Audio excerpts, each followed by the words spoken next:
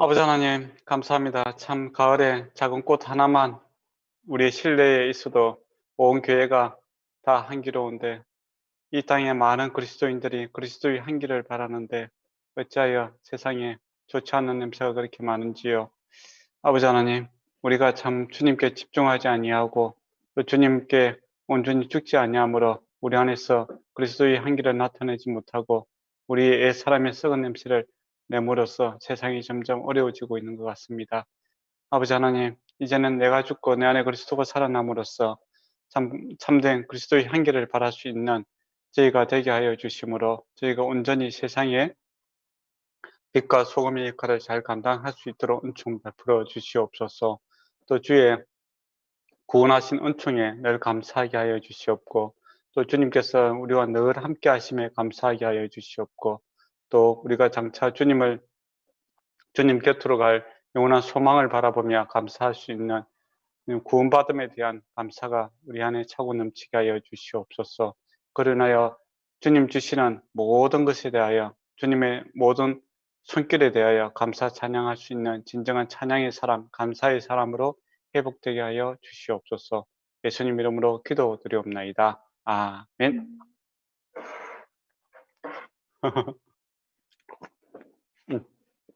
예, 오늘은 추수감사절이라고 양복을 입고 왔습니다. 예, 오늘 요한복음 하도록 하겠습니다. 요한복음은 요한이 있었죠, 그죠? 예, 그러면 요한이라는 사람이 어떤 사람인가에 대해서 한번 생각해 보도록 하겠습니다. 요한은 예, 형제죠. 형제 이름은 야고보, 요한과 야고보 같은 형제입니다. 근데 젊었을 때는 이 요한이 좀 성격이 조금 급하고 아주 가격한 사람이었죠.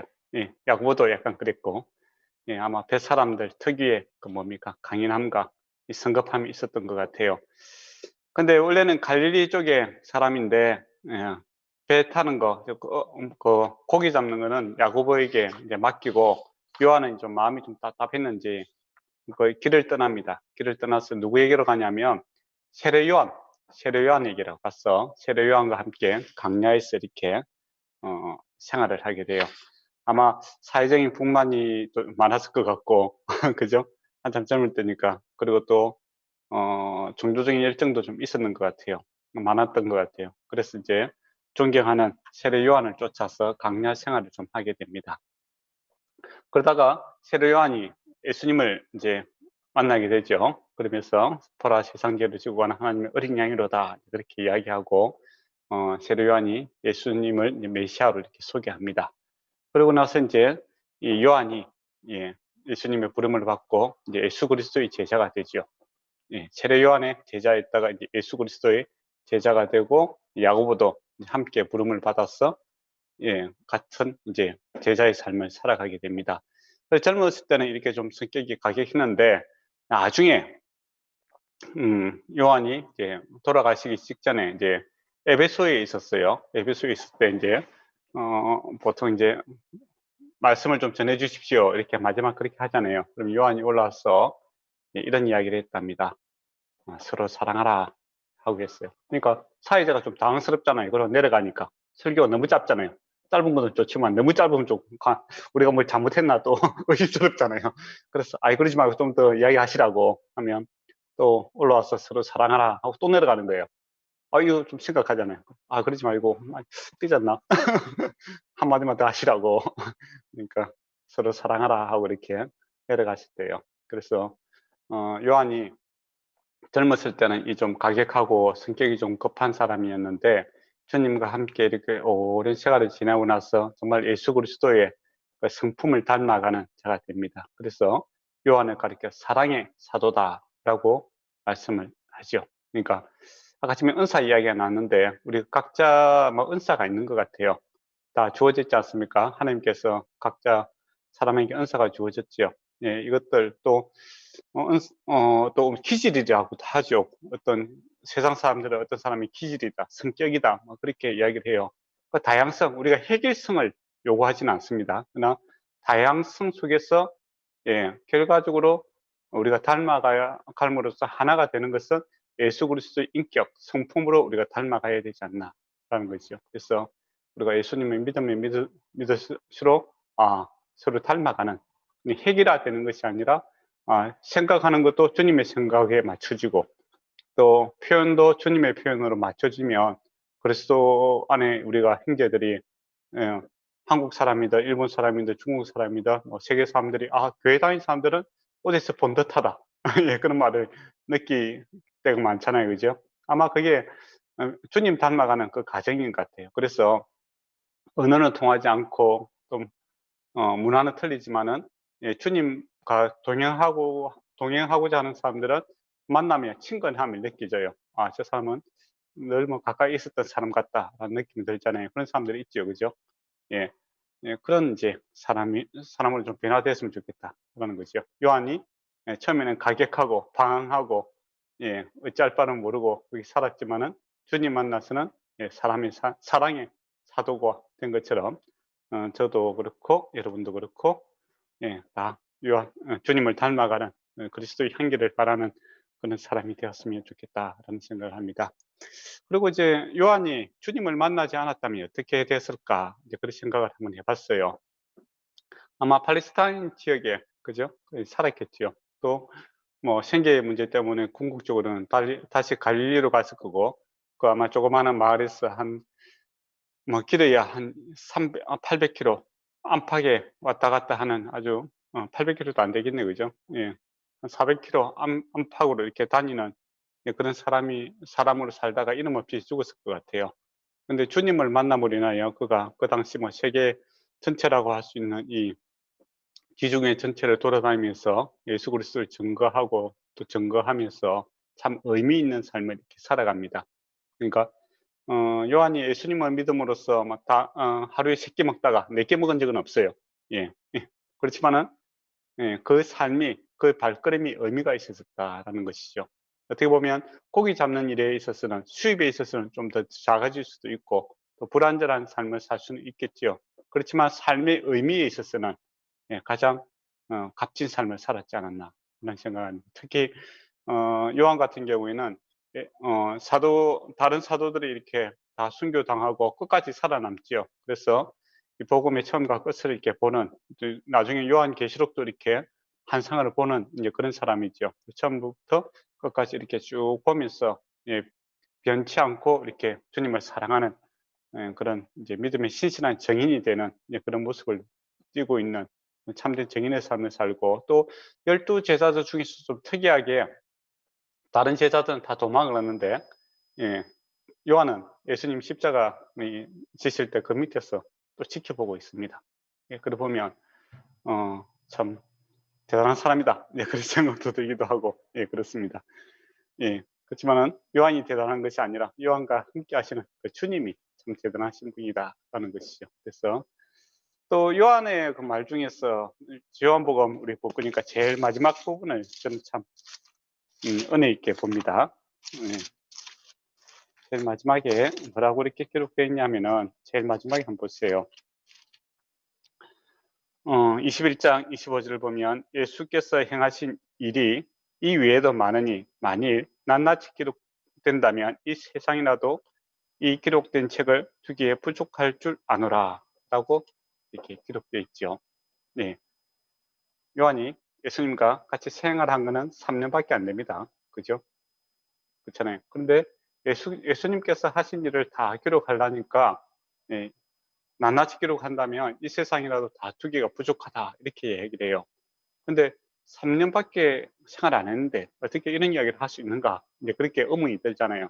그러면 이 예수님은 육신으로 요한과 3년 있었지만 실제로는 그리스도의 영으로, 성령으로 그의 온 삶 전체에 가득하게 채워졌다라는 것이고, 또 요한뿐만 아니라 예수님의 제자들, 또 예수 그리스도를 믿는 그리스도인의 하나하나 한 사람 한 사람의 모든 삶에 그리스도가 실제로 살아계셔서 역사하심으로 계속적인 일을 하고 계셨다라는 겁니다. 그래서 다 개개인이 이렇게 하시는 일들을 다 글로 쓰면은 이 세상이라도 투기에 부족하다라는 말이죠. 이것은 이제 저희가 이제 목사님들 모임 노예라든지 인데 가면은 좀 느끼는 게 있어요. 목사님, 이제 저희 노예는 이제 특이하게 이제 1년마다 상황폭으로 합니다. 그러면 한 분씩 올라오셔서 이제 이야기를 하시는데, 예, 그때 이제 들어보면 마치, 예, 주님이 마치 자기하고만 이렇게 그 사역을 하는 것처럼 이렇게 이야기하시는 분들이 대부분이에요. 예. 근데 가만히 생각하면 좀 웃기잖아요. 그죠? 근데 그게 정상이다 싶은 생각이 들어요. 마치, 하나님께서 우리를 사랑하시는 것이 마치 나만 사랑하는 것처럼, 예, 그렇게 느껴져요. 세례 요한도 그렇죠. 사도 요한도. 이 글 쓴 사람이 누구냐라고 했을 때, 예, 그 사랑받는 자, 예, 그 품에서 사랑받는 자가 이제 썼다고 해요. 자기를 그렇게 소개합니다. 요한이라 안 하고. 예수님께서 뭐 요한만 사랑했습니까? 12제자 다 사랑했잖아요. 그죠? 근데 그 사랑받는 자, 자기를 가리켜서 그렇게 해요. 마치 나만 사랑하는 것처럼. 예, 그렇게 표현을 하고 있습니다. 근데 우리가 이제 주님 생각할 때 그렇게 생각할 때가 많아요. 개개인들이 다 주님이 나와만 이렇게 함께 하는 것 같은 그런 생각을 할 때가 많습니다. 그래 보면 주님이 지금도 사랑으로 일하고 계시므로 각각 개성에 맞게끔, 그리고 신실하게 일하심으로 하나님께서 하시는 일이 참 많다 싶은 생각이 들고, 또 나이 드신 이제 목사님들이 대부분 다 만나면 자기가 한 일들에 대해서 책을 쓰고 싶어 하시는 분들이 많아요. 예, 특히 선교사님들 만나면 꼭 자기가 걸어온 길을 책으로 한번 남기고 싶다, 그런 이야기를 많이 해요. 그만큼 주님과 함께 동행했던 사람들을 우리가 돌아봤을 때 다 만족함이 있더라라는 겁니다. 그리고 내가 한 것이 아니라 주님께서 여전히 역사하셨다라는 것을 고백하는 그런 심정이 있다라고 생각해요. 그렇다고 해서 꼭 책을 쓸 필요는 없습니다. 예, 왜냐하면 책을 쓴다고 남이 읽어주는 건 아니에요. 그렇잖아요. 예, 그래서 책을 이제 써야 되는 분들은 정말 이렇게 책도 은사니까 책을 쓸 수 있는 은사가 가진 분들이 쓰시고, 예, 뭐 살면서 간증을 많이 하시면 좋겠다 싶은 생각을 합니다. 예. 요한이 그런 마음이 있었다라는 것은 마치 주님이 나만 사랑하는 것 같은 사랑받고 있는 느낌으로 그가 한평생 살았다라는 거. 그처럼 저와 여러분도 다 주님의 이렇게 사랑에 좀 젖어서 살았으면 좋겠다라는 겁니다. 그러면 이제 약간 오해도 생길 수 있잖아요. 그러면 뭐 사랑한다면 나도 사랑하고, 우리는 보통 그렇게 생각하잖아요. 주님의 사랑이 100%면 100명이 있으면 1%씩 이렇게 사랑을 나눠야 되지, 어떻게 한 사람만 100% 사랑할 수 있나? 이건 잘못됐다 라고 생각할 수가 있는데, 그게 이제 우리가 갖고 있는 한계예요. 제가 보기에는. 예. 하나님은, 예, 우리를 100%다 이렇게 1%씩 아니라 다 100%씩 이렇게 다 우리 사랑하시는 것 같아요. 한 사람 한 사람을. 예. 그래서 이제 우리 가족이라든지 또 우리 아내라든지 또 이런 이제 우리가 사랑하고 살아야 되는 사람들이 또 주님과 이렇게 비교가 될 때가 있잖아요. 예. 그때 이제 부모가 이제 아이 보고, 예, 네가 예수님이 좋나 내가 좋나 그렇게 물어보는 사람이 있잖아요. 또 바꿔 말했어. 아이들이 부모님한테 이제 그렇게 물어보는 수가 있어요. 예. 그러면 뭐라고 대답해야 되겠습니까, 예언자매?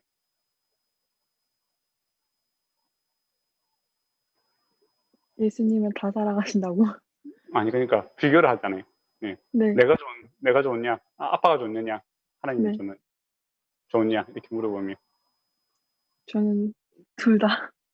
그러니까 둘 다는 100%다 사랑하면 어떻게 되냐, 아니 그렇게 되겠죠. 근데 그게 정상인 것 같아요.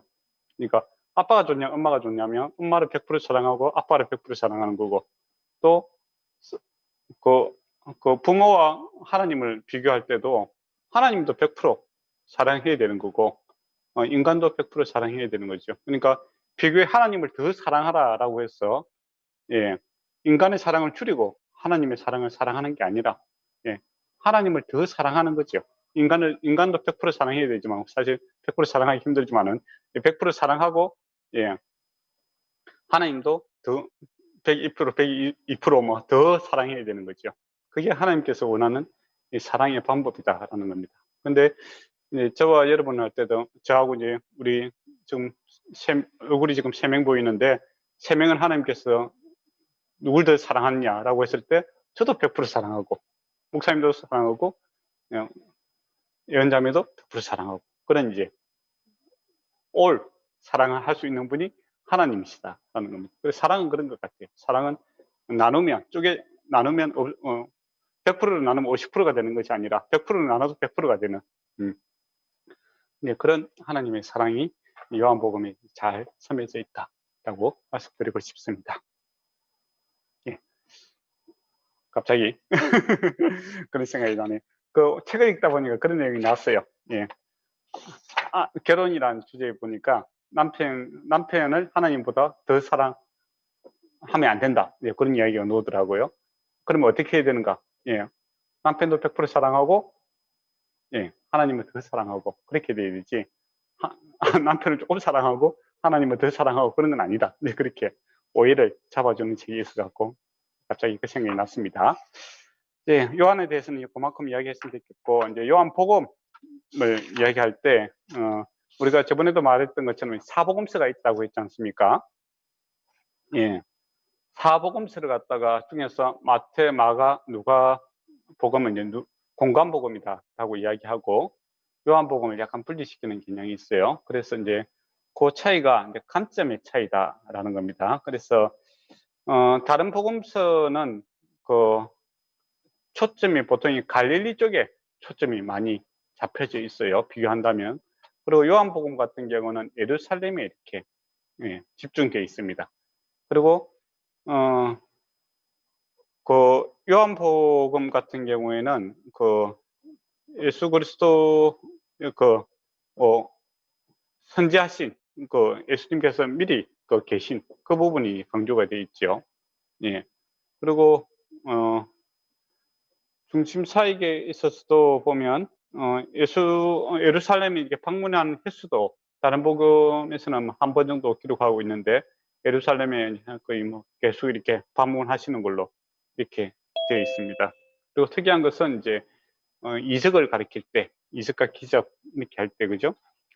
그걸 7개로 이렇게 소개합니다. 그리고 나는 뭐이다라는 것을 7번 또 말씀하시는 그런 내용들이 좀 있죠. 그래서 저번에 말씀드린 그 사복음서를 먼저 보면 마태복음은 예수 그리스도 제자인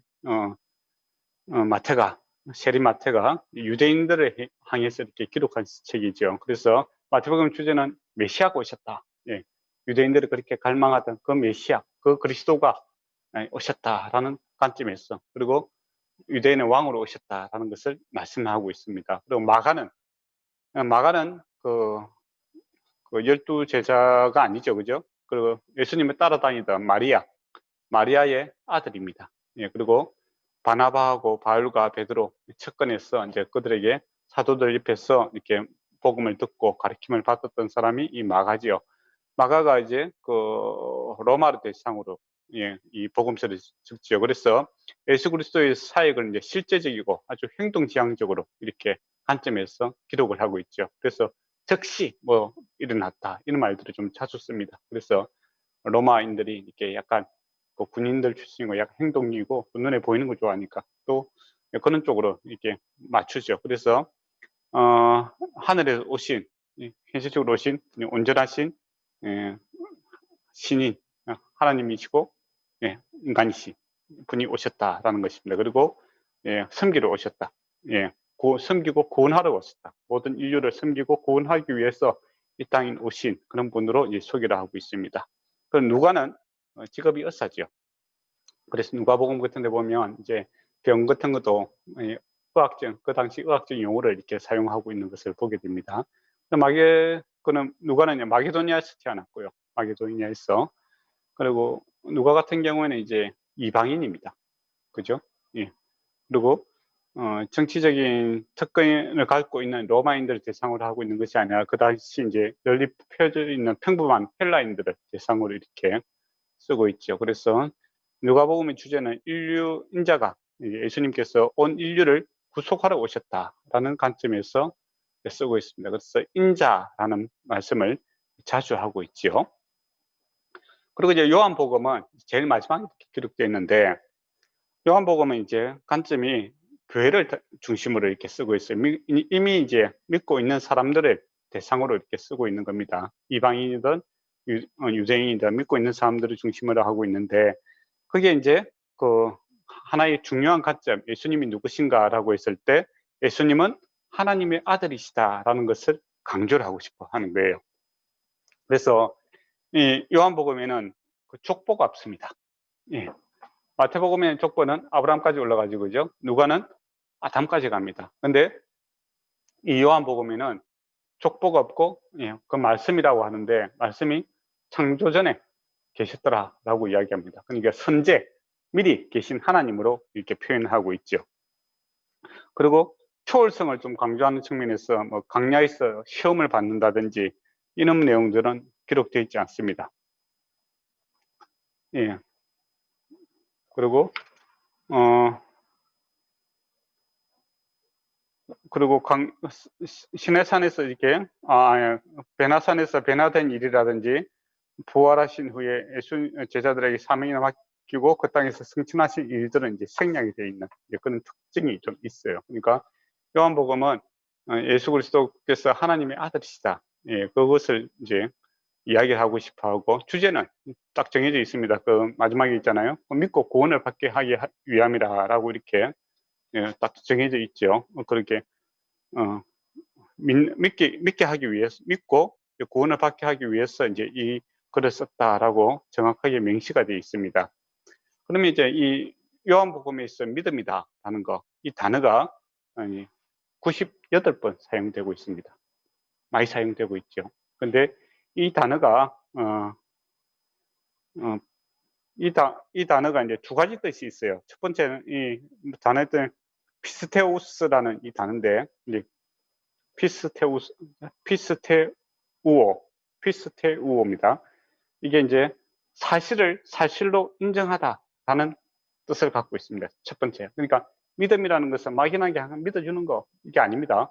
사실, 팩트가 있다는 겁니다. 정확한 사실. 예수 그리스도께서 십자가 이 땅에 오셨고, 이 사실이잖아요. 그죠?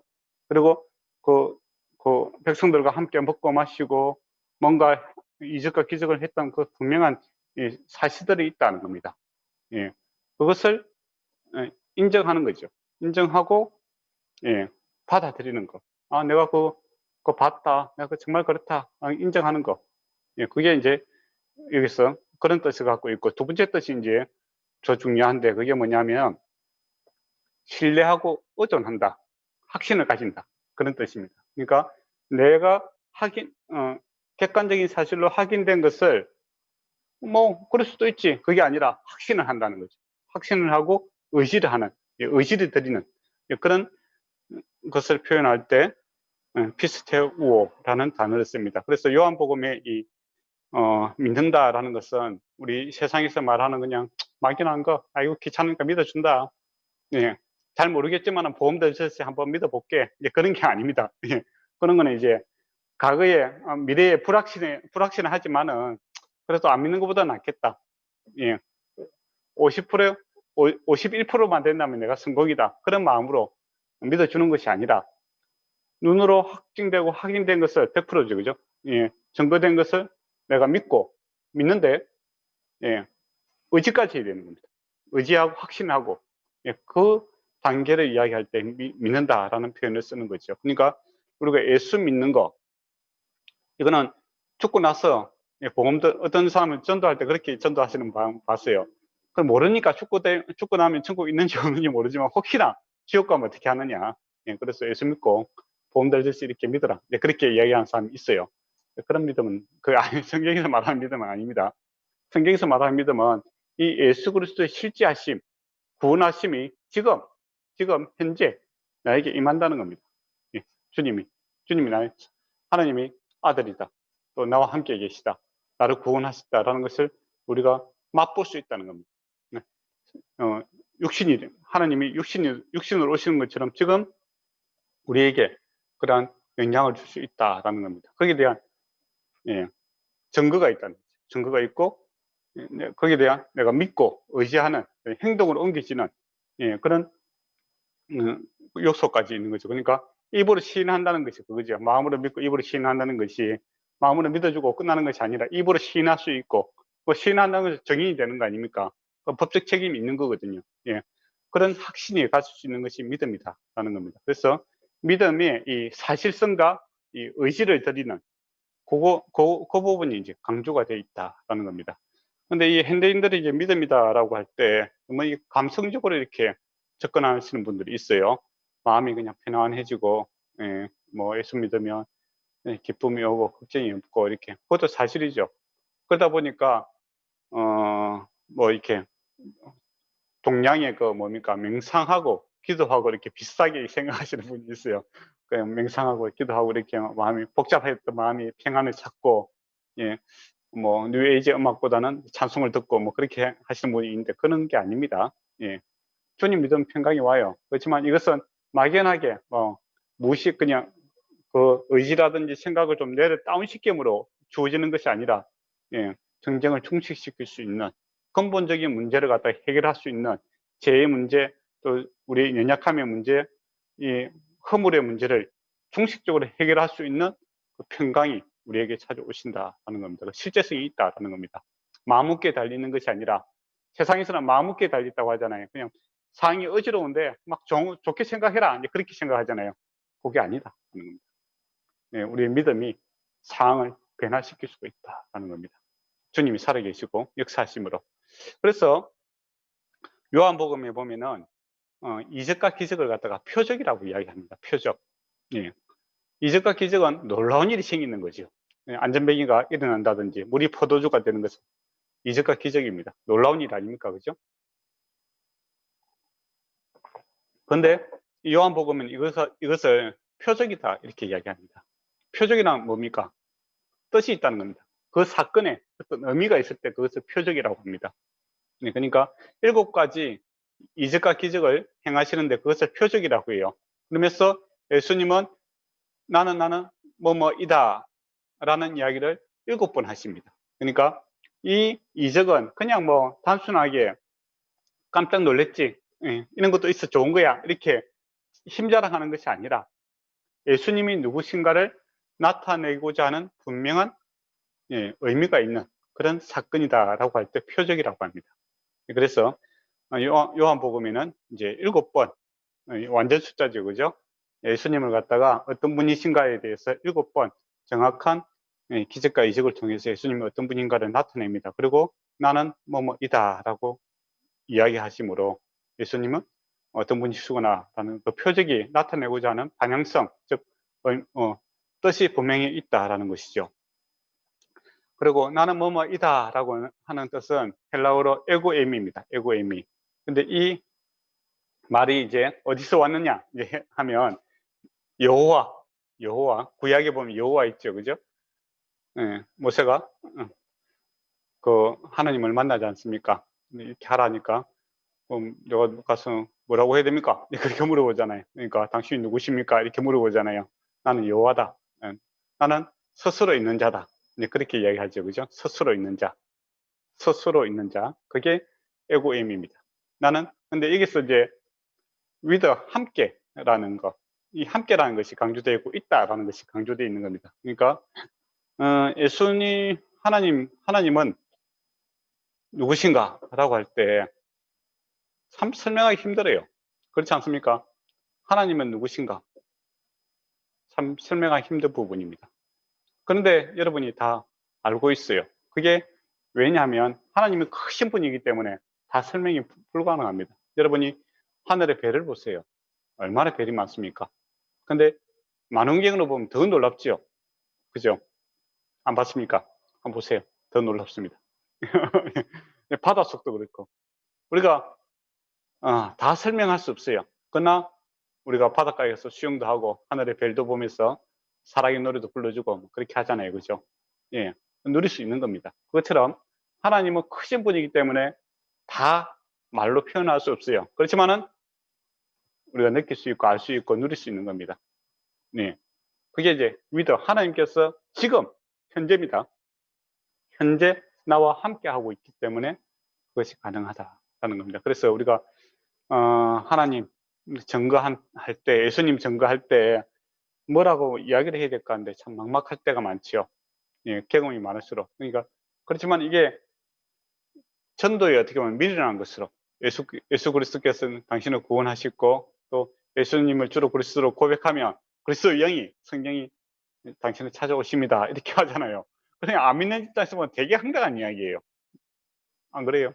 저는 옛날에 안 믿어본 적이 있어요. 안 믿어본 사람의 입장에서는 그렇게 이야기하면 참 사람이 좀 이상해졌네 이제 그렇게 충분히 이야기할 수 있는 그런 겁니다. 근데 그게 전도에 미련한 것이 통해요. 배운 자나 못 배운 자나 뭐 언어가 잘 안 통하더라도 거기 통하는 이유가 주님께서 실제성이 있기 때문입니다. 실제로 만나 주시기 때문에 내 마음에 와 닿는 거예요. 그렇기 때문에 주님을 알게 되는 겁니다. 다는 몰라요. 그렇지만은 주님이 왔다는 것을 알게 되는 거죠. 새로운 인격체가 그리스도의 새 영이 우리에게 창조되었다라는 것을 알게 되는 것이죠. 그러면서 점점 알아갑니다. 알아가면 알아갈수록 사실은 더 모르는 게 또 주님이 하시는 일이고, 예, 그런 하나님이 하시는 일이죠. 예, 그러면서 이제 점점 겸손해지는 거죠. 예. 그렇지만은 예, 주님에 대해서 알아가면 즐거움이 더해지는 예, 그런 일들도 예, 다시 발생을 하게 됩니다. 그래서 은혜 위에 은혜다. 이제 그런 말을 하잖아요. 처음에 이제 예수 믿는 것도 은혜입니다. 근데 은혜 위에 은혜, 예수님을 알아가는 그 깊이와 넓이가 더해지면 더 좋더라. 이제 그런 이야기가 나오는 것이죠. 그래서 이 믿음의 세계 이걸 인간의 아무리 논리적으로 이야기해도 잘 안 되는 부분이 있어요. 그렇지만은 이 어리석은 자들의 그 단순하게 예수 믿고 예, 천국 가라는 어떻게 보면 너무나 단순하게 예수 믿으면 주님이 찾아오십니다. 난 이 신비스러운 이야기가 신비가 아니라 현실로 주님께서 살아계심으로 가능한 일이 발생합니다. 그래서 전도는 말의 화려함을 하는 것이 아니고 어떻게 보면 주님이 지금 함께 하고 있다는 그 믿음을 가지고 주님 선포죠. 선포함으로써 이게 전도가 일어나는 겁니다. 예. 전도는 선포의 성격이 강합니다. 선포는 뭡니까? 예. 우리가 뭐 알려주는 거죠. 뭐 요새 재난 사태 할 때 일방적으로 선포하잖아요. 설명하지 않고 피하라고 하잖아요. 그죠? 그러고 나서 설명은 뭡니까? 이 지금 우리가 하는 것은 설명이죠. 알아가는 거, 주님을 알아가는 그런 단계가 있죠. 그래서 은혜 위에 은혜가 더해지는 이제 그런 일들이 발생하기도 합니다. 그래서 요한복음을 이제 좀 크게 나누면 이 두 부분을 나눌 수 있어요. 1장에서 12장까지는 기간은 3년 동안의 일들을 기록하고 있습니다. 그리고 이 공적인 사역을 중심으로 하고 있고 7가지 기적, 화려한 기적을 많이 기록하고 있죠. 그리고 13장에서 21장은 사흘 정도 기간을 사용하고 있습니다.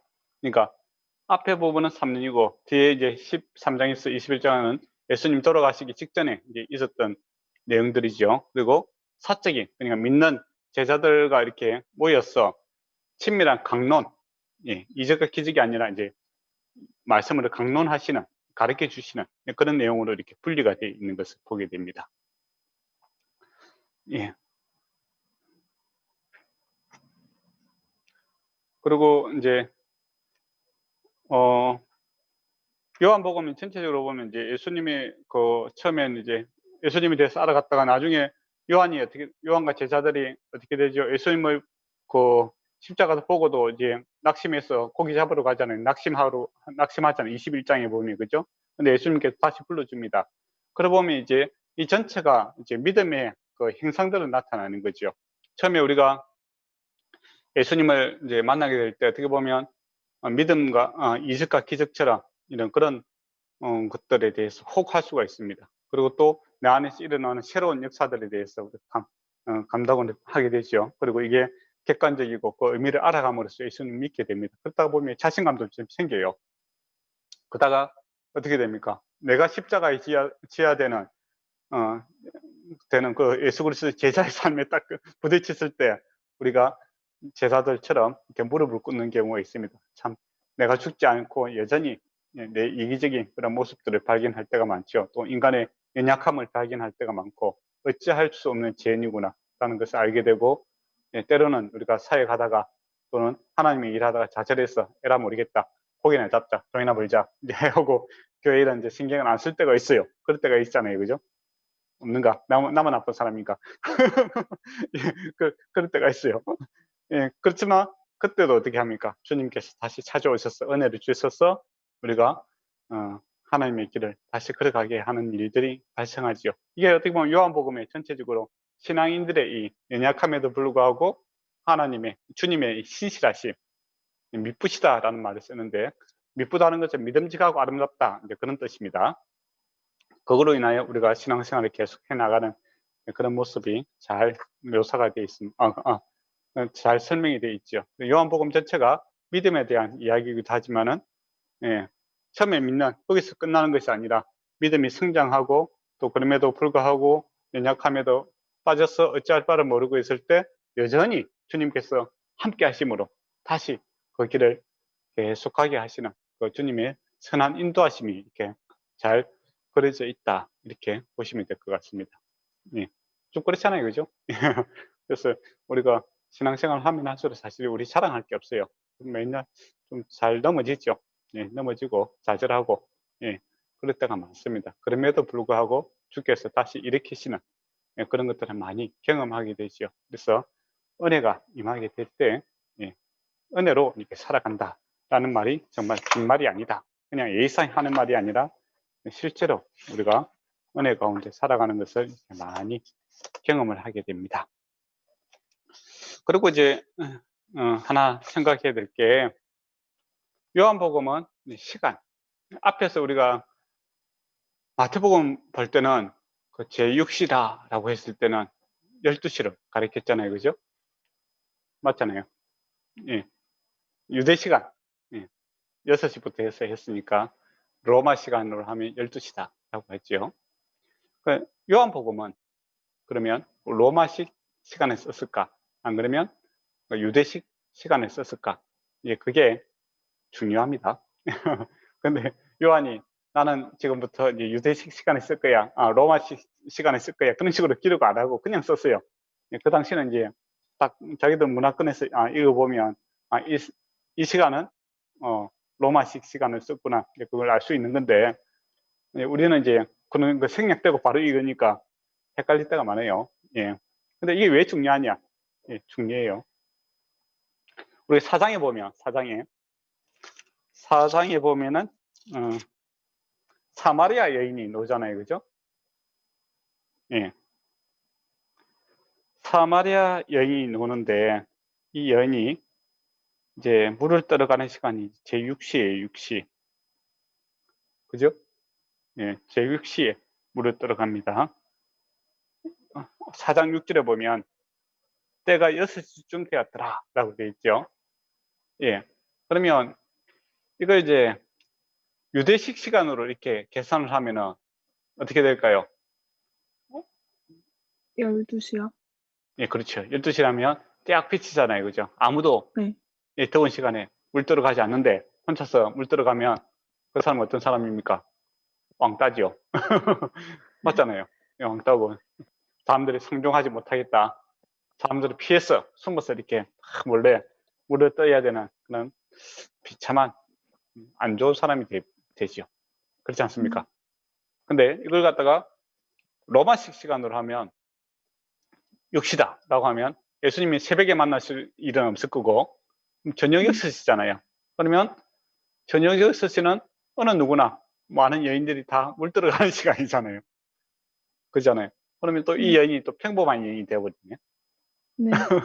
그렇잖아요. 그러면 그 요한복음에는 시간을 갖다가 로마식으로 썼을까요? 아니면 유대식으로 썼을까요? 유대식. 왜요? 입니까? 그렇죠. 모를 때는 뒤에 이제 물어보면 되죠. 아주 지혜로운 방법입니다. 한국말 끝까지 들어봐야 되죠. 깜빡 써볼 확신이 뻔했어요. 없어서. 그렇죠. 훌륭합니다. 이런 거 이런 거 좋아합니다, 저는. 예. 뒤에 가서 확 바꿀 수가 있잖아요, 한국말은. 예. 근데 이게 이제 이 본문만 보면은 우리가 6시인지, 그죠, 12시인지 모르잖아요, 그죠? 그래서 뒤에 보면 예수님이 이제 돌아가실 때, 심판받을 때, 이때 보면 시간이 그 앞에 있는 공간복음하고 이렇게 맞춰보면은, 요한복음은, 예, 로마식 시간으로 이렇게 기록되어 있다는 것을 우리가 볼 수 있습니다. 그러면 이제 우리가 알고 있던 이 사마리아 여인은 이제 다시 다른 방법으로 해석이 가능한 거예요. 이 여인은 남편이 많이 있었지만 자기가 잘못한 건 아니잖아요. 그렇잖아요. 그죠? 남편으로 버림을 받았잖아요. 상처 입은 여인이죠. 그죠? 그리고 이 여인이 나중에 예수님과 만나고 나서 마을에 들어가서 마을 사람들한테 이야기를 하잖아요. 내가 한 일을 다 이렇게 알고 있는 사람이 왔다 이렇게 이야기했을 때 사람들이 그렇게 거부 반응을 보이지 않아요. 저 나쁜 여자 이렇게 말도 안 섞어야지 그런 게 아니라 말을 잘 들어요. 그렇잖아요. 그러고 보면 이 여인은 이제 로마식 관점에서 보면 상처받고 참 힘든 여인이, 예, 다른 사람들과는 이 동네 여인들과는 이제 그 약한 자로서 이렇게 좋은 관계를 형성하고 있었던 사람으로 이렇게 해석이 가능한 겁니다. 그렇죠? 예. 근데 만약에 이 시간을 갖다가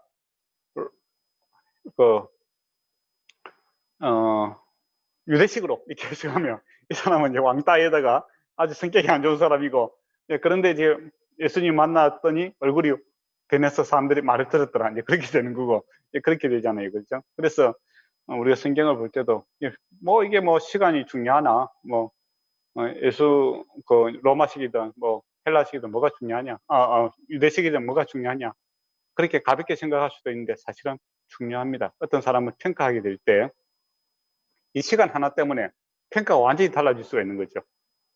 그 사마리아 여인이, 그죠? 근데 이제 저도 옛날에 그런 설교를 했던 적도 있는 건데, 그 사마리아 여인이 아주 나쁜 사람으로 이렇게 이야기했던 적도 있는 것 같아요. 그래서 최근에 이제 다시 한번 이 시간에 대해서 다시 한번 생각해 볼 수 있는 책들을 보면서 이게 잘못 생각할 수도 있겠구나, 이제 그런 생각을 해봤어요. 예, 충분히 가능하죠, 그죠? 그래서 성경을 이제 읽을 때, 이 시간이라든지 이런 하나하나가 되게 중요한 의미를 가집니다. 예. 그래서 어떤 사람을 평가하게 되고 또 그것을 해석할 때 시간이 어떻게 따라서 그 인물의 평이 완전히 달라질 수 있다는 것이죠. 그리고 우리가 천국 가면 사마리아 여인을 만나게 되지 않겠습니까? 근데 괜히 나쁜 사람이라고 이야기했다가 모퉁이에서 마주치게 되면 곤란하겠죠. 네가 나를 아느냐? 예, 그렇게 하면 예, 곤란하잖아요. 그죠? 그래서 참 그런 의미에서 설교자가 참 위험한 직업입니다. 예, 많은 구약의 인물에 대해서 우리가 평을 많이 하게 될 건데, 예, 천국에서 영원히 살면서 언젠가는 한 번씩 만나게 될 거예요. 예, 그때 이거 그때 좀 심했다. 나는 그런 사람 아니다. 라고 이제 그런 소리를 들을 수 있기 때문에, 예, 성경 해석에 있어서 신중을 기해야 됩니다. 예, 사마리아 여인에게 갑자기 미안한 마음도 생기고 그렇네요. 예, 일단은 상처를 많이 받은, 그렇지만은 관계가 좀 좋았던 사람으로 이렇게 재해석을 하고 싶습니다. 그래서 천국의 어느 모퉁이에서 우리가 이 사마리아 여인을 만나더라도, 예, 난 그때 좋게 봤다 라고 이제 이야기해 줄 수 있겠으면 좋겠네요. 예. 그리고 이제 요한복음은 이제 대충, 그리고 요한복음의 핵심 그 구절은, 목적은 20장 31절입니다. 너희로 예수께서 하나님의 아들 그리스도를 믿게 하려 하며 또 너희로 믿고 그 이름을 힘입어 생명을 얻게 하려 합니다. 그러니까 요한복음의 쓴 목적을 갖다 분명하게 기록을 하고 있습니다. 20장 31절에 그렇게 기록이 되어 있습니다. 그러면 요한복음은 요한이 썼는지 어떻게 할 수 있을까요? 요한이 썼다는 말도 없는데, 그죠? 예, 그렇지 않습니까? 요한복음은 요한이 썼다는 증거가 있습니까? 예, 그래서 이제 공부를 해보면 이제 외적인 증거가 있고 내적인 증거가 있습니다. 요한복음 저자. 그래서 이제 외적인 증거 같은 경우에는 이제 AD 77년에 이제 류영애 감독 이제 이레니우스가 그의 책에 이단에 대하여 라는 책에 쓰며 기록한 책에 보면은 이 요한복음이 에베소에서 요한이 기록했다라는 이런 말들이 나옵니다. 그러니까 그 당시 사람들이 이제 그것을 증명해주고 있고, 또 뭐 외적인 증거는 많아요. 근데 다 뭐 읽을 필요는 없고, 그 다음에 내적인 증거, 성경 안에서 보면 요한복음은 이제 유대 풍습이라든지 또 물고기가 잡혔을 때 153마리 구체적인 있는 사건을 봤을 때 요한이 그 자리에 있지 않으면 알 수 없는 그런 구체적인 사항들이 나옵니다. 그래서 이 요한복음은 이제 요한이 썼다라고 이렇게 볼 수 있겠죠. 그리고 그 사랑받는 제자라고 했잖아요. 자기를, 그죠? 예, 그렇게 요한이 썼다라는 것을 이렇게 알 수 있고, 또 요한이 썼다는 이게 저자에 대해서 뭐 의문을 가진 사람은 거의 없습니다. 그래서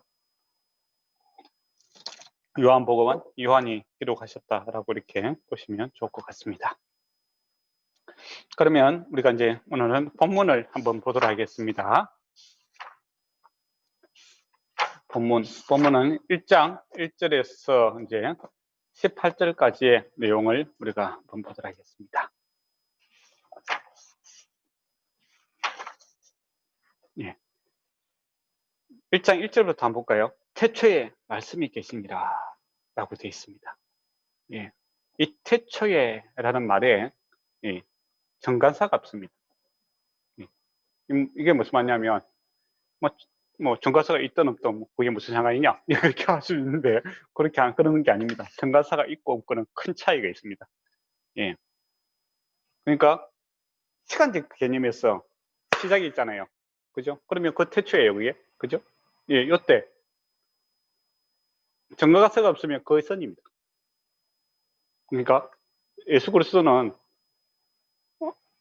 시간이 시작하기 이전부터 계셨다, 선지하셨다라는 것을 이야기하는 거죠. 그러니까 영원한 과거, 과거인데 우리가 과거 내일 저 생일도 있잖아요, 그죠? 내가 언제 태어났다, 여러분 생일도 있을 거예요. 카톡에 보면 나와요. 예, 그게가 시작이 그건 과거잖아요, 그죠? 예, 과거인데 그 정가사가 없으면 그때는 이제 창조가 됐든지 뭐 하든지 그거는 시작점이 있잖아요. 더가 있는 거예요. 근데 이걸 빼버리면은 영원한 과거거든요. 영원과. 그러니까 주님은 영원부터 계셨다라는 개념. 그러니까 시간이라는 것이 존재하기 이전부터 계셨다라는 겁니다. 시간은 어떻게 보면 창조의 결과물이죠. 그렇지 않습니까? 창조 이전부터 선지하고 계셨다라는 것이 바로 예수님이시다라는 건데, 근데 이것을 인정하지 않는 그런 이단들이 있죠. 누굽니까? 모몬교라든지 여호와의 증인, 이런 사람들은 그래서 이 성경 본문을 갖다 좀 바꿉니다. 그래서 요는 자기들 이제 이론에 맞춰서 정가스를 붙이고 이제 그런 식으로 하겠죠. 근데 성경에는 분명하게 이 말씀은 영원 전부터 계셨다 이렇게 이야기를 합니다. 그래서 예수님은 피조물이 아니라 창조주 하나님이시다라는 것이죠. 영원부터 함께 계셨고, 그리고 또 계시니라라는 게 있잖아요, 그죠? 계시다라는 것이 이게 미완료 과거로 되어 있습니다. 이게 무슨 말이냐면 이 현재성이 강조가 되고 있어요.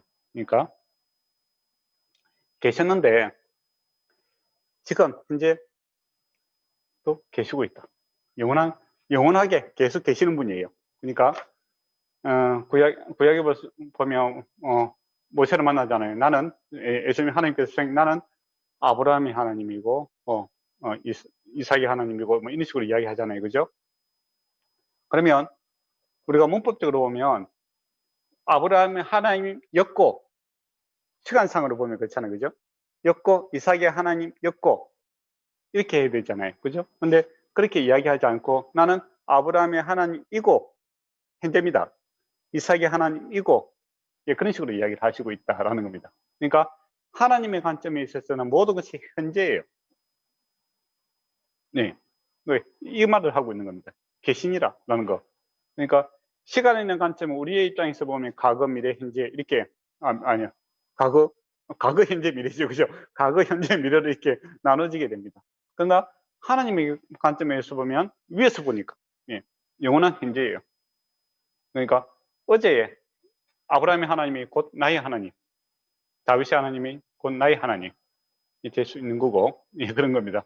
그러니까 저와 여러분이 죽잖아요, 그죠? 죽으면은 예, 미래로 가는 것이 아니라 예, 현재의 영속 석상에 있는 겁니다. 육신은 이 땅에 쓰겠지만은 주님과 함께 살아가는 일에 있어서는 영원한 현재의 삶을 살고 있는 거죠. 그래서 이 말씀 하나에 놀라요. 그러니까 태초에 말씀이 계시니라 이 말 하나에 놀라운 것들이 들어 있는 거예요. 예수님은 예, 영원 전부터 계셨던 분이고, 그리고 계시다는 거, 예, 계시다는 것이 늘 현재성을 띠고 있다라는 겁니다. 그래서 요한복음이 생각보다 어려워요. 예, 말은 쉬운데 내용은 엄청나게 이 심오한 뜻을 갖고 있습니다. 그리고 로고스, 말씀을 갖다가 우리가 로고스라고 하지 않습니까? 이 로고스가 이제 말씀인데, 이게 이제 요한의 의도는 이제 창세기에서 가져왔겠죠. 하나님께서 말씀을 창조하심으로 구약과 신약을 갖다가 연결시키고 있는 겁니다. 그래서 예수님이 창조주 하나님이시다라는 것을 강조하고 있는 거예요. 맞습니까? 그리고 하나님께서 말씀으로 약속을 하시잖아요. 아브라함에게 약속을 하시고 그것을 성취해 내시잖아요. 다윗에게도 약속하셔서 성취해 내시잖아요. 그죠? 언약. 그죠? 그래서 하나님의 그 언약에 들어가는 하나님의 사랑과 하나님의 신실하심이 그게 들어가 있는 거잖아요. 하나님 믿을만 한 분이다라는 것이잖아요. 창조주 하나님이시고 언약은 곧 이스라엘 백성들의 구원과 연결되잖아요. 그죠? 구원의 하나님이시다. 그렇게 되는 거죠. 그래서 이제 이 말씀이 계시니라라는 것을 예수님을 표현할 때 이제 말씀으로 이렇게 쓰고 있습니다. 그런데 이 로고스라는 이 단어가 에베소에서 이제 기록되어 있다고 했잖아요. 그죠? 예. 그러면 이제 성경 지식을 갖고 있는 사람들은 그렇게 받아들일 거고, 그리고 정통적으로 이제 이게 이제 그 헬라어로 이렇게 기록되어 있지 않습니까? 그러면 헬라 그 에베소의 입장에서 이 로고스는 어떤 의미로 쓰이는가도 알아야 되죠. 그러니까 우리가 성경을 번역할 때, 여러분이 번역할 때 단어를 선택하잖아요. 그죠? 한국말을 일본말을 번역할 때 그 단어를 선택할 때 가장 비슷한 말을 갖다가 선택을 하고, 그리고 그 의미가 좀 다른 것을 수정을 하잖아요. 그렇지 않습니까? 그죠? 그렇게 하겠죠. 예. 그러면 에베소에서 이제 이 로고스라는 말이 이제 처음으로 만들어졌던 것입니다. 그래서 BC 500년경에 에베소 귀족 헬라크라투스라는 이제 이 헬라인이 이 단어를 처음으로 사용했어요. 이때 이제 어떤 용도로 사용했냐면, 헬라인은 우주가 어떤 합리적인 구조 내지는 통일적인 지배 원리에 따라 운영을 하고 있다. 예, 반복되는 현상을 잘 관찰하고 많은 난제를 풀며 그것을 알 수 있도록 가르쳤다. 예, 통역하시는 목사님이 되게 힘들 것 같아요. 예, 그런 이제 그런 의미로서 이 로고스를 이제 설명을 했습니다. 그리고 스토아 학파, 예, 철학자들은 이것을 좀 더 발전을 시키는 거예요.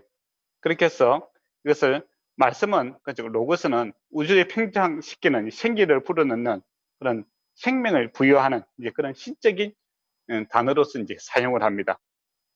예. 그리고 이제 뭐 플라톤이라든지 뭐 이런 사람들도 이렇게 이원론적 상상을 할 때 신의 세계, 신적인 용어로 이렇게 사용을 하는 거예요. 그러니까 우주를 창조하고 우주를 생명을 불어넣는 예, 그런 단어가 이 로고스라는 단어입니다. 그것을 가져다가 예, 저 요한이 그 사용을 하고 있다라는 겁니다. 그런 의미에서 창세기에서 말하는 창조주 하나님, 그리고 생명을 주시는 그런 구원자 하나님에 대해서 설명하기에 가장 합당한 단어였다라는 것이죠. 그런데 하나 부족한 게 있어요. 그러니까 그 헬라 사람들은 이 이원론적 사고가 이제 기본적으로 깔려있기 때문에 신이, 그러니까 플라톤 사상도 그렇잖아요. 그죠? 눈에 보이는 의자, 그러니까 참 의자가 아니라 가상에 보이지 않는 의자가 참 의자다. 눈에 보이는 사과가 참 사과가 아니라 보이지 않는 세계, 이데아의 세계에 있는, 그 이상의 세계에 있는 그 사과가 참 사과다. 이제 그런 식으로 했고, 눈에 보이는 것은 더럽고 추한 것이다. 이제 이원론 사상이 있었어요. 예. 그래서, 그 당시에는 1세기에서는 예수님이 하나님이시다. 이게 대해서는 반론을 제기한 사람이 없었어요. 근데 이 헬라 사람들은 예수님이 인간이 되었다. 즉, 육신이 되었다. 이 말을 쓰잖아요. 그죠? 거기에 대해서 받아들이지 못하는 거예요. 어떻게 신이 말이야. 거기에 대해 육신이라고 할 때 좀 더 정확한 단어로 쓰면 고기 덩어리, 고기 덩어리. 그러니까 육신이라는 게 좀 좋아 보이는데 여러분은 고기 덩어리라 좀 그렇잖아요. 그죠? 예수님 신이 어떻게 고기 덩어리가 되냐? 이제 그렇게 해갖고 인간이 될 수 없다. 이제 그렇게 생각을 했어요. 그런데 이제 그렇게 성경은 그렇게 기록해 놨는 거예요. 그래서 헬라 사람들 입장에서는 예수님이 인간이 될 수 없다. 육신 신의 걸 인정하는데 참 인간이라는 것을 이렇게 받아들이기가 힘들어했던 문화였습니다.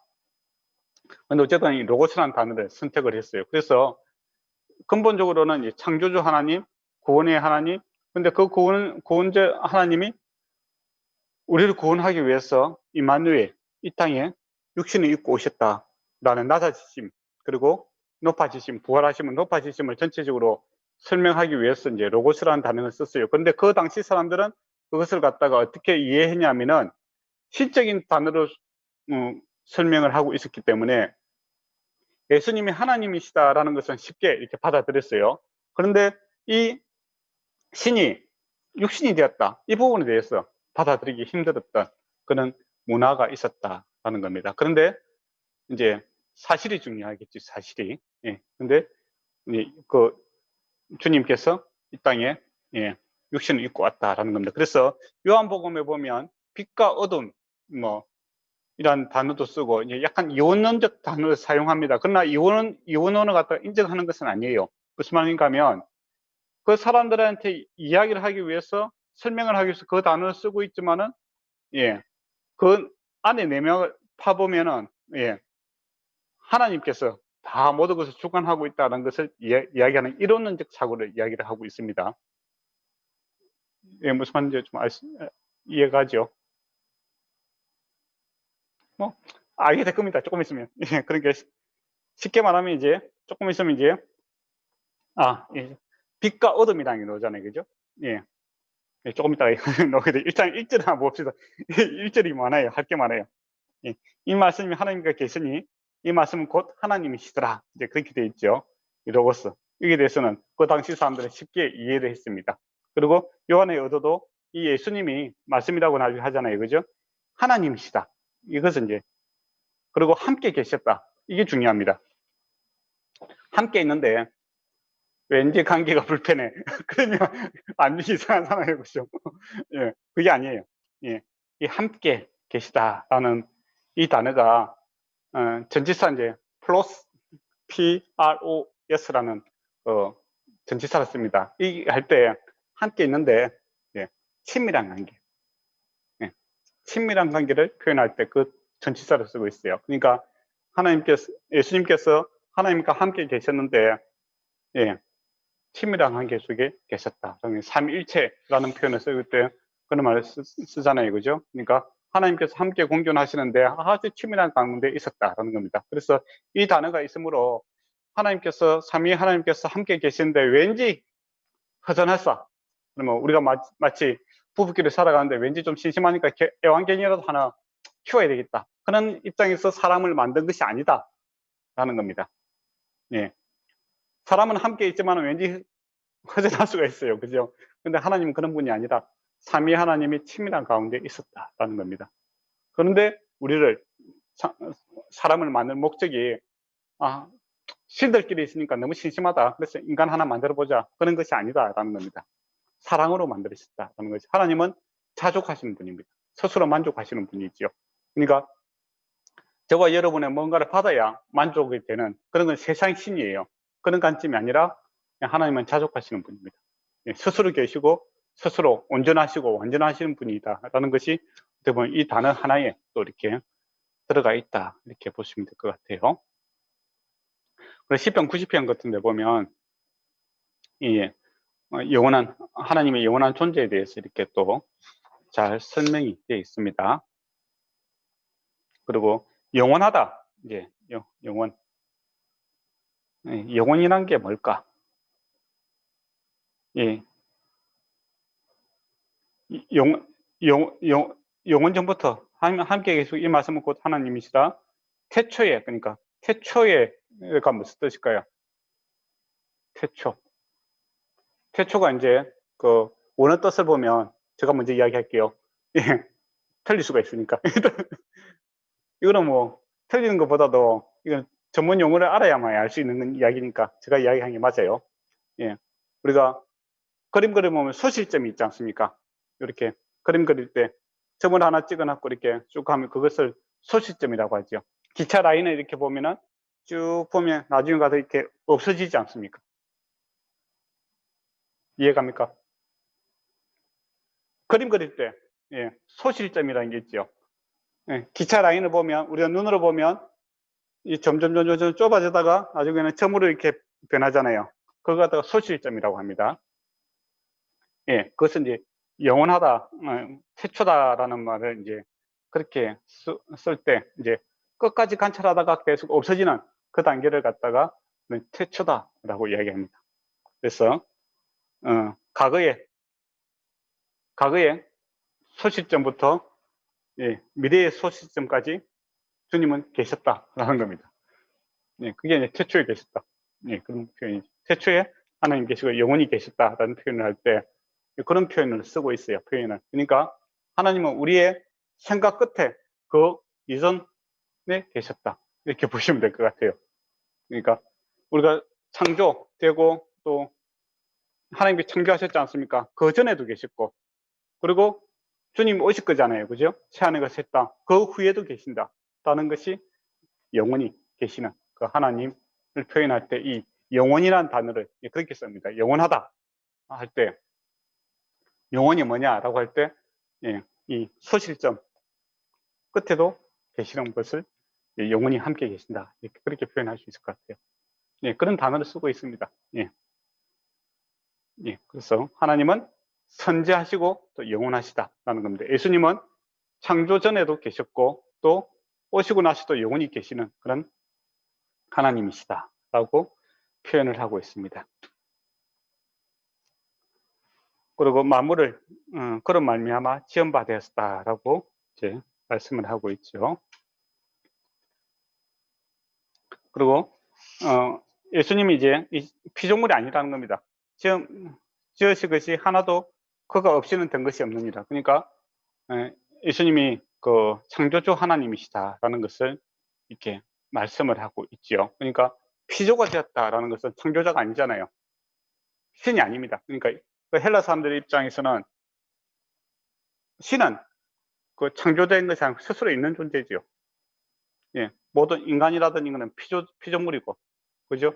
근데 아까 전에 말씀드린 것처럼 이제 여호와의 증인이라든지 몰몬교 같은 경우에는 예수님을 피조물로 생각해요. 그러니까 피조물 중에 천사 중에서 이제 아주 대빵 이 정도 생각하는 거예요. 참 피조물이다라는 건데 요한복음에 뭐라 합니까? 예수님은 피조물이 아니라 창조주 하나님이시다. 그렇게 분명하게 이렇게 말씀을 하고 있습니다.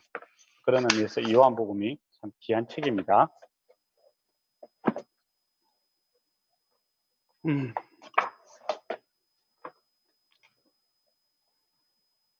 그 사절을 보면 이제 그 안에 생명이 있으니 이 생명은 사람들의 빛이다라고 이야기하고 있죠. 그리고 빛이 어둠에 비침이 어둠이 깨닫지 못하더라라고 되어 있습니다. 이것은 이제 5절에 보면 깨닫지 못하더라라는 표현이 있죠. 이게 이제 두 가지 뜻이 동시에 들어가 있습니다. 그 이중성이라고 할 수 있겠죠. 첫 번째 뜻은 뭐냐? 두 개 뜻 중에서 하나가 뭐냐면은 이기지 못하다라는 뜻이 있어요. 그리고 두 번째는 깨닫지 못한다라는 뜻이 있습니다. 근데 이제 번역할 때 있어서 뭐 두 개 다 쓸 수는 없잖아요. 그래서 번역자가 이것을 이제 깨닫지 못하더라라고 라는 단어로 이렇게 번역을 이렇게 했습니다. 그런데 그 뜻은 이제 두 개의 뜻을 이제 다 가지고 있죠. 그러면 이거 갖다가 첫 번째 이기지 못하더라라고 하면 어둠이 빛을 이기지 못하더라. 네, 그렇게 되겠죠. 그죠? 그리고 10절에 보면 그를 알지 못하더라. 세상이 그를 알지 못하더라라고 할 때 세상이 그를 이기지 못하더라. 네, 그렇게 되죠. 그것도 가능합니다. 예. 주님께서 이 땅에 오셨잖아요. 그죠? 맞잖아요. 근데 세상이 헤롯이라든지 또 세상 마귀가 예수님을 시험하고 예수님을 갖다가 그렇게 예수님 사역을 방해하려고 하잖아요. 그런데 결과적으로 어떻게 됩니까? 예수님께서 승리하시는 것을 보게 됩니다. 그리고 또 그 성령이 임하심으로써 예수 그리스도 복음이 세상을 이겨 나가는 것을 보게 되죠. 그러고 보면 예수 그리스도께서 빛이신데 이 땅에 오셨는데 이 세상의 어두움이 예수님을 이기지 못하고 하나님께서 계속 승리해 나가시더라라는 겁니다. 그렇게 해석이 가능하고 또 깨달지 못하다는 뜻도 이제 같이 사용이 될 수 있겠죠. 그러면 예수님께서 이 땅에 오셨는데 그 헤롯이라든지 뭐 이런 사람들이 의지적으로, 그러니까 이게 의지적으로 모르는 겁니다. 알다는 게 내가 뭐 예언자면 알잖아요, 그죠? 근데 의지적으로 모른다고 할 수 있잖아요. 괴롭힌다든지, 그죠?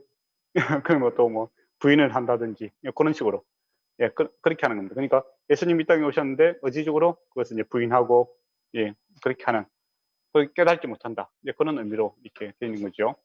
세상이 예수님 오셨는데 예수님을 인정하지 않고 또 그것을 방치하고 있는 그런 모습을 이제 표현할 때 그렇게 쓰고 있습니다.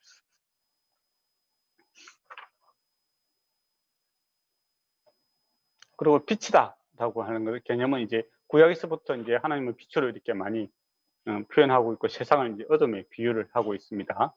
근데 이게 그러면 어둠이 나쁜 것인가? 본질적으로, 그러니까 여기서는 이제 나쁜 개념으로 좀 사용을 하고 있는데 더 본질적으로 보면 어둠이 나쁜 것인가?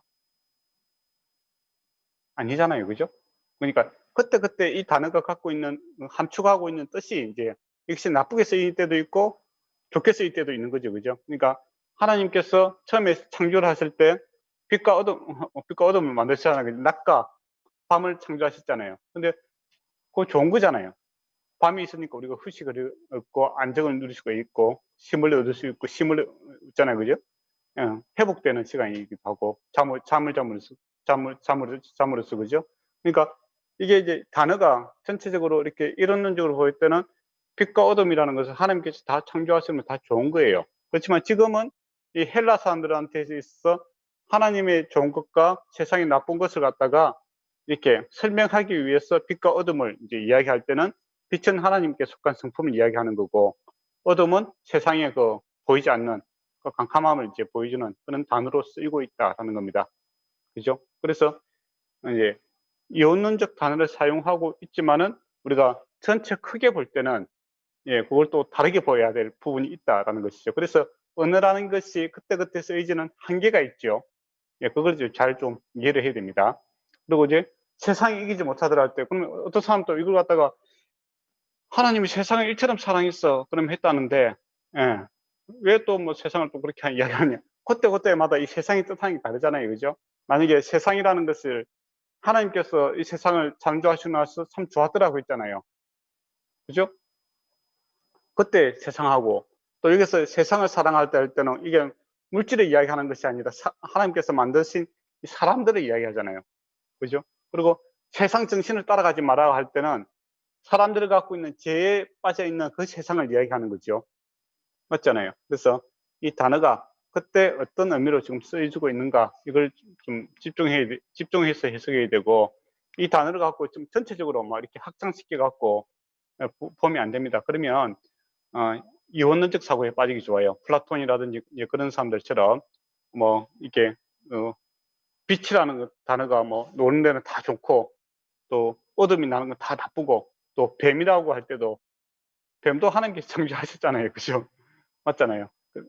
근데 이제 뱀이 나쁜 용도로 쓰일 때는 나쁜 거고. 근데 우리가 지금 눈에 보이는 뱀을 갖다가 보인다고 해서 다 죽일 필요는 없잖아요. 그죠? 그거는 하나님이 만드는 피조물에 불과한 거고. 그렇잖아요. 그죠?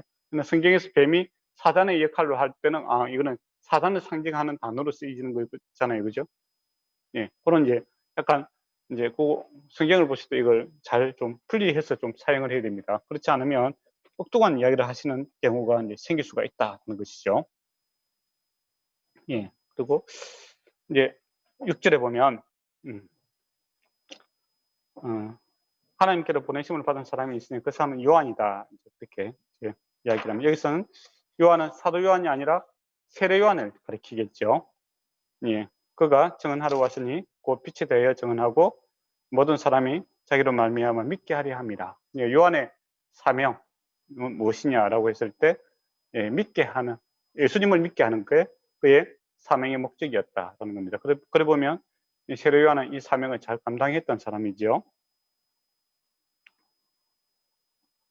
그리고 예, 참빛, 그 세상에 와서 각 사람에게 비치는 빛이 있었나니, 이제 그 예수님은 이제 빛에 비유합니다.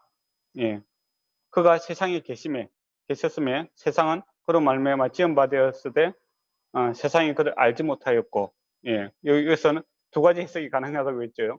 세상이 이기지 못하고 또는 세상이 깨닫지 못한다. 이 두 가지 다 가능합니다. 해석이. 자기 땅에 오매 자기 백성이 영접하지 아니하였더라. 여기 밑에 걸 이제 강조를 하게 되면은, 예, 그 두 가지 의미가 다 있죠. 그렇게 해석할 수 있겠네요. 그죠? 영접하는 자, 그 이름을 믿는 자는 하나님의 자녀가 되는 권세를 주셨으니 라고 이야기를 하고 있습니다. 그리고 이것은 이제 혈통이나 육정이나 사람의 뜻으로 나지 아니하고 오직 하나님께로부터 난 자들이니라 라는 겁니다. 그러니까 이 창조, 하나님께서 아담과 하와를 만든 것처럼, 예, 그리스도 안에서, 교회 안에서 새 생명 만듦에 있어서 그것이 은혜로 주어지는 것이다 라는 겁니다. 그래서 창조죠. 그러니까 창조는 없던 것을 만드는 것이 창조 아닙니까? 새로운 창조가 일어났다. 그렇게 새 창조다. 그렇게 보시면 될 것 같아요. 원래는 사람이 없었잖아요. 근데 없었는데 하나님께서 사람을 만든 것처럼 그리스도인 없는 거예요. 없는데 하나님께서 예수 그리스도를 통해서 새로운 생명을 창조하셨다라는 의미로서 이제 그렇게 사용을 하고 있습니다. 우리가 하나님의 자녀된 거, 이거 새롭게 창조된 것이다라는 겁니다. 그렇게 보면 유대인들을 갖고 있는 거 조금 콘쳐서 사용할 수 있는 단계가 아니다라는 겁니다. 예, 우리가 뭐 선한 봉침이 있는데 이거 좀 열심히 노력하면 하나님 나라를 이룰 수 있고 우리가 하나님의 백성이 될 수 있다. 이게 아니다라는 겁니다. 그러니까 우리가 그래서 죽음이라는 게 필요한 거죠. 내가 십자가에서 죽고 옛사람, 아담의 후손, 이 옛사람은 죄인은 고쳐서 사용할 수 없는 겁니다. 그래서 죽고, 예, 새로운 창조, 예수 그리스도로 통한 새로운 영이라고도 하죠, 그죠? 새로운 영이 들어와야만이 우리가 온전히, 예, 다시 하나님의 자녀가 될 수 있다라는 것을 말씀을 하고 있죠. 그래서 자녀라는 개념, 자녀는 아버지가 있죠, 그죠? 예, 하나님과 우리는 자녀가, 하나님은 우리 아버지고 우리는 그분의 자녀입니다. 그런데 여기서는 자녀의 어떤 점을 강조를 하고 있을까요? 보호죠, 보호. 보호와 인도하심. 그러니까 저번에도 말씀드렸지만 예수님이 하나님의 아들이다. 이거는 예수님은 하나님이시다라는 것을 강조하는 부분이고, 우리가 하나님의 자녀다라는 것은 우리는 하나님의 보호하심과 인도하심을 받는, 하나님께 속해 있는 소속의 문제죠.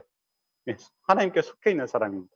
예, 그러니까 우리가 이 땅에 있어서 미성년자라고 할 때 누구에게 속해 있습니까? 보호자인 아버지와 어머니에게 속해 있잖아요. 그죠? 그것처럼 우리가 하나님의 자녀다라고 하는 것은 우리가 신이 되는 것이 아니라, 예, 우리가 하나님께 속해 있는, 하나님의 가족이다라는 것을 강조를 하고 있죠. 근데 이제 어떤 이제 성경에 대해서 이제 혼자서 이렇게 읽는 분 중에서 그런 오해를 하시는 분들이 있어요. 봐라, 하나님 자녀라고 했지 않느냐. 또 우리가 신이다. 동양에서 이제 도가 사상처럼 우리가 이제 성경을 많이 읽고 기도 많이 하고 그러면은 도선이 되는 것처럼 우리가 신이 될 수 있다. 그런 식으로 해석하면 그건 아닙니다. 예, 예수님은 예수님을 하나님 아들이라는 것은 하나님이라는 걸 강조하고 있고, 우리가 하나님의 자녀다라는 것은 하나님께 속해 있는, 하나님께 속해 있고 보호하심과 그 하나님의 그 인도하심을 받는 하나님께 속해 있는 것이다. 우리 세상에 속해 있는 것이 아니라 하나님께 속해 있는 것이다. 이제 그런 것을 강조하기 위한 표현이다. 이렇게 보시면 될 것 같습니다.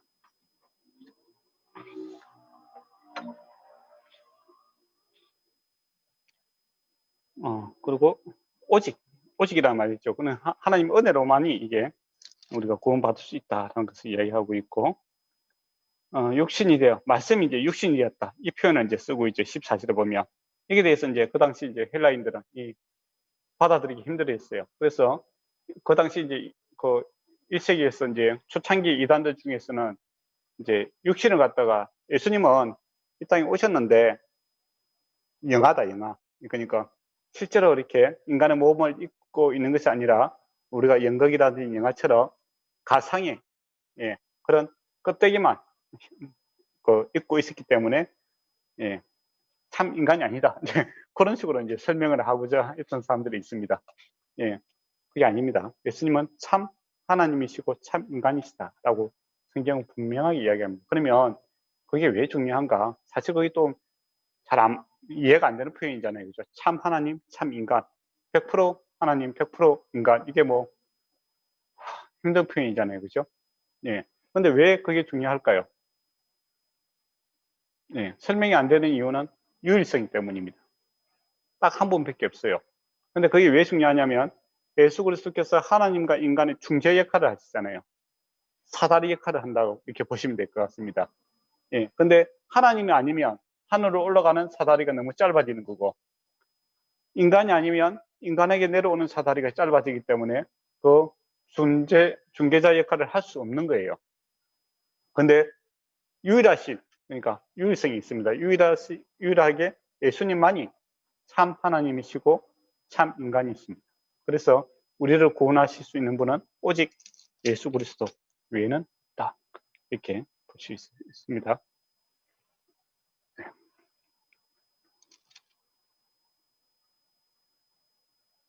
그리고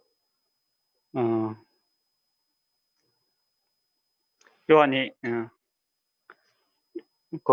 우리가 그 영광을 보니 독생자의 영광이요 은혜가 진리가 충만하더라라고 이야기를 합니다.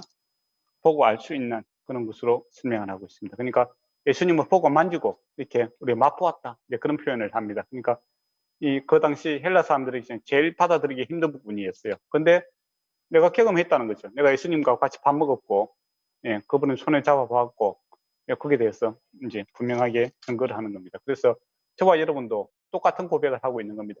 예수님과 우리가 함께 하고 있다. 임마누엘 하나님, 그렇게 이야기했을 때 세상 사람들이 아이고 저게 무슨 소린가 하겠지요.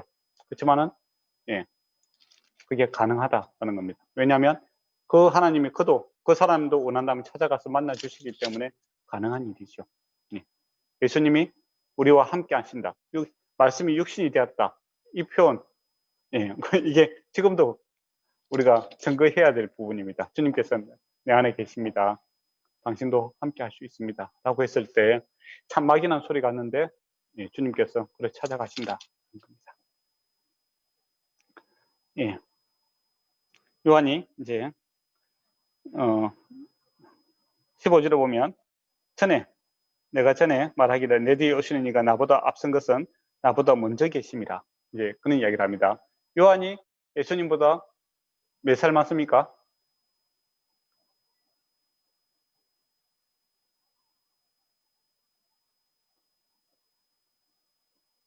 잘 모르겠습니다. 조금 많지 않을까요? 그렇죠. 한 6개월 정도 많겠죠. 조금. 그럼 마리아가 그죠? 찾아갔잖아요. 임신했을 때. 그죠? 그러니까 한 6개월 정도 차이죠.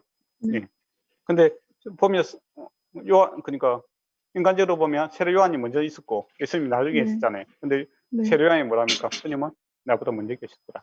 그러니까 세례 요한은 예수님을 인간적으로 동생으로 보는 것이 아니라 하나님으로 보고 있다라는 겁니다. 그가 증거해야 될 내용이죠. 우리가 그러니까 예수님의 제자들도 예수님 살아계실 때는 예수님을 안 믿었어요. 근데 예수님을 믿고 나서는 그걸 주님이라 부르고 있는 것을 보게 됩니다. 예, 그러니까 예수님은 누구신가 이렇게 했을 때 하나님 아들이시다. 그 부분이 또 강조가 되고 있는 거죠. 그리고 우리가 그의 충만한 데서 받은 은혜 위에 은혜더라라고 되어 있죠. 그러니까 주님을 더 알아가는 깊이와 넓이와 높이가 날마다 더해질 수가 있다라는 것. 은혜는 예수 믿고 한번 은혜 받는 것이 아니라 계속적으로 날마다 우리가 은혜 받아야 되는 것입니다. 그리고 기쁜 소식은 예, 우리가 18장까지 할 겁니다. 곧 끝난다는 거죠. 예, 예. 졸리더라도 참아야 됩니다. 예, 18절입니다. 본래 하나님 본 사람은 없을 때 하나님 품속에 있는 독생하신 하나님이 나타나셨느니라. 그러니까 하나님에 대해서 잘 아시는 분은 예수님밖에 없다. 예. 어느 누구도 하나님에 대해서 하나님에 대한 정보를 이 땅에 제공할 수 있는 유일한 분은 예수님이시다. 그렇게 이야기합니다. 독생하신 예수님이 곧 하나님이시고, 또 하나님을 알 수 있는 방법은 우리가 예수님을 통해서야만이 알 수 있다라는 것을 이야기하고 있습니다. 오늘은 여기까지 하도록 하겠습니다. 혹시 뭐 질문하실 거라든지 뭐 그런 거 있습니까? 아까 목사님이 말씀하신 이제 하나님한테는 모든 게 현재 진행형이라고 말씀을 하셨잖아요. 네. 그러면은 그러니까 시간도 인간의 창조물이라는 건가요? 결국에 개념이? 인간의 창조냐면 하나님의 창조 안에 있는 거죠. 그러니까 직선 개념 아닙니까, 시간은. 그죠? 네. 예, 근데 이게 이제 3차원으로 생각하면 하나님은 예, 직선 밖에 있으면은 우리가 항상 선을 끄면은 항상 현재로 이렇게 되잖아요. 우리는 직선 안에 있기 때문에 과거로 돌아갈 수 없고 미래로 갈 수 없는데 시간 밖에 있는 분은 항상 현재가 가능하겠죠. 아. 약간 철학적인 용어도 한데 예, 어쨌든 간에 하나님은 예, 항상 현재 하나님으로 계십니다. 우리가 느끼기에는 네. 과거, 그러니까 우리는 시간의 그 틀 안에서 갇혀 있는 거죠. 네. 예, 그렇지만 주님은 창조주 하나님은 시간에 갇히지 않는 분이십니다. 시간이라는 것도 하나님의 피조 영역 속에 있는 부분이죠.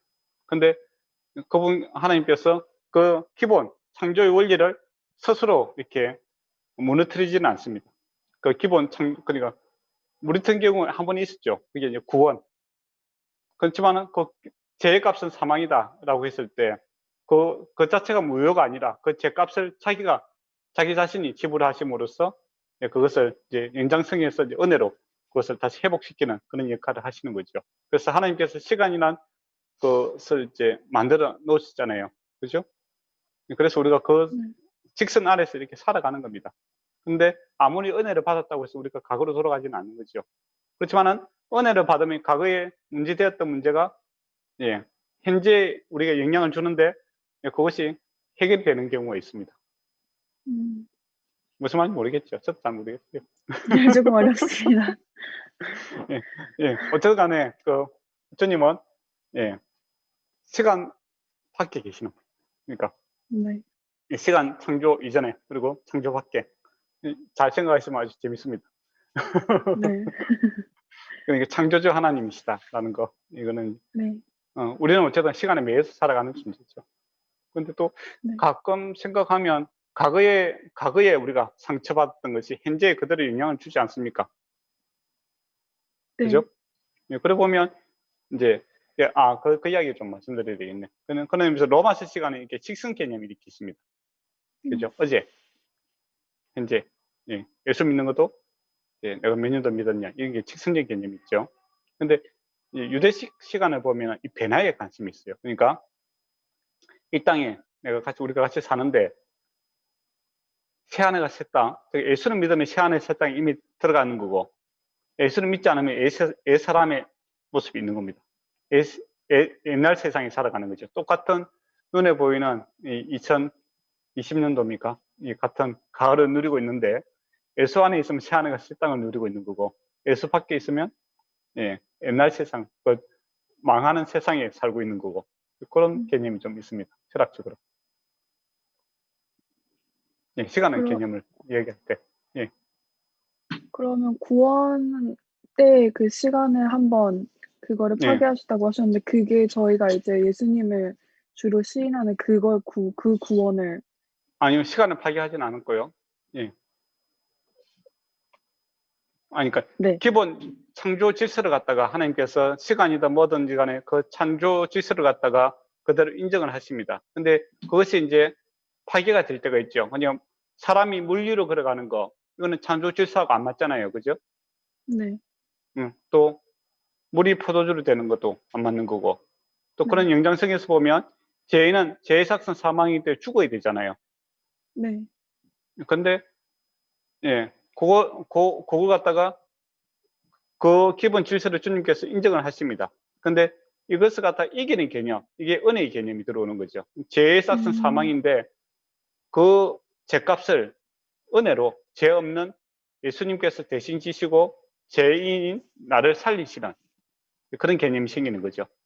그때 기본 질서인 그 죄의 삭은 사망이라는 것을 파괴한 것은 아니잖아요. 네. 아 그렇지만은 네. 그보다 더 나은 개념을 가지고 사랑의 개념, 은혜의 개념으로 우리를 회복시키는 그런 개념이 승리하는 것을 보게 됩니다. 그죠? 그리고 예수님께서 물 위로 바다로 걸어가시잖아요. 그걸 통해서 한 번 보이시지 두 번째부터 뭐 계속 제자들하고 물 위로 걸어가는 건 아니잖아요. 그죠? 그걸 이제 하심으로써 세상을 이기는 그런 존재가 있다는 것을 보여주는 겁니다. 그리고 우리는 세상에 속해 있으므로 세상이 두렵고 염려고 어찌할 바를 모르는데 그것을 넘어서는 그런 분이 계시다라는 것을 보여주시는 거죠. 그죠? 그렇게 하기 위해서 그것을 일시적으로 그것을 보여주십니다. 그렇지만은 그 뒤에부터 예, 그 창조 질서는 이제는 필요가 없으니까 이제부터는 물 위로 걸어 다니라 그렇게 하지 않는다 이거죠. 음. 음. 네. 예, 저의 한계입니다 설명이. 예, 감사합니다. 예, 그 예, 참 설명하기 모르겠어요. 이해가 되시면 저는 이해가 되는데 뭐 이해가 돼 하시세요 그냥. 예, 예, 예, 혹시 뭐 좀 더 설명을 해야 됩니까? 아니요. 괜찮습니다. 네, 예, 혹시 뭐 다른 질문 있습니까? 저는 괜찮을 것 같습니다. 예,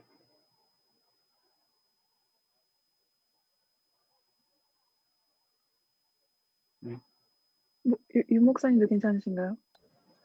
네, 저도 괜찮습니다. 아, 예, 오늘 늦은 제가 무슨 말씀드릴 면목이 있겠습니까? 네. 예, 제가 눈치가 없어갖고 아닙니다. 눈치껏 빨리 끝내야 되는데. 아닙니다. 무슨. 네. 예, 아유, 어쨌든 요한복음은 참 재밌는 성경입니다. 그리고 다 설명 안 되지만은 또 우리가 최선의 노력을 다하고 있다는 것도 기억했으면 좋겠습니다. 우리 여원자매가 기도하고 마치도록 하겠습니다. 예. 네. 사랑하는 아버지 주님 감사합니다. 또 추수감사절을 맞이하여서 다시 한번 저희들이 얼마나 주님께서 많은 은혜를 부어 주셨었는지, 얼마나 많은 사랑을 나타내 주셨었는지, 또 그것을 통해서 얼마나 감사가 넘쳤었는지, 이번 또 예배를 통해서, 이번 하루를 통해서 또 깨달을 수 있도록 허락하여 주셔서 감사합니다. 주님, 또 한 가지 감사할 것은 이제 딱 마태복음이 끝나고 요한복음으로 들어갑니다. 또 요한의 관점으로 이제 성경을 바라보면서 아버지 얼마나 또 주님의 뜻이 또 깊고 넓은지를 다시 한번 또 목사님을 통해서 알 수 있는 기회를 허락하여 주셔서 주님 감사합니다. 주님 말씀 한 구절 한 구절을 볼 때마다 주님께서 얼마나 저희를 또 계획하시고 또 아버지 이 세상에 얼마나 많은 창조물들을 또 보내주시고 또 아버지 저희들에게 그것들을 통해서 얼마나 사랑하시는지를 알려주시는 것을 다 바라볼 수 있도록 주님께서 인도해 주시옵시고 무엇보다도 주님께서 아버지 이 땅에서 주시는 그 사명들 하나하나를 다 잘 감당하면서 아버지 당신께 영광 올려드리는 삶 살 수 있도록 주님께서 인도해 주시옵소서. 이번 한 주간도 주님께서 한순간 한순간 함께해 주실 거 믿고 감사드리며 사랑하는 예수님의 이름으로 기도드렸습니다. 아멘. 아멘. 네, 좋은 시간 되세요. 감사합니다.